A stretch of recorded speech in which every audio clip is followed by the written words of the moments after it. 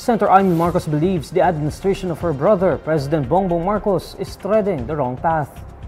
In an online press briefing on Tuesday, April 15, Senator Marcos laments how the current administration has supposedly lost its way.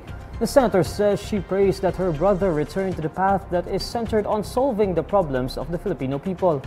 Siguro maintindihan na lamang ako na hindi na tama ang landas ng administrasyon na nanghihinayang talaga ako para sa akin malaking trahedya sa amin to.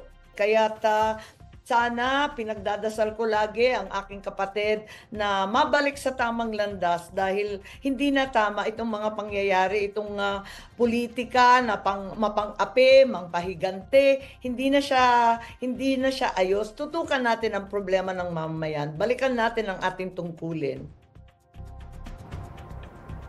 According to the senator, she hasn't been able to speak with her brother.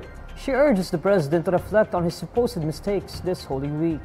Siguro, ang sasabihin ko na lamang, Holy Week, magmuni-muni tayong lahat, ipagdasal natin na maiwasto ang pagkakamali. May pagkakamali rin naman ako at hindi ako kung minsan nakikipag-usap ng maayos, pero sana mag-usip-isipan tayong lahat at balikan yung mga turo ng aking ama.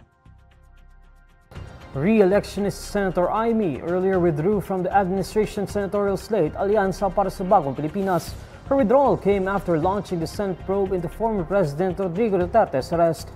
Vice President Sara Duterte recently cemented her support for Senator Amy in a campaign ad released on Monday, April 14. In the campaign ad, the two described the current color of the country as black because of the many problems it faces, including crimes and injustice. However, the palace said black is more suited for former President Duterte's administration.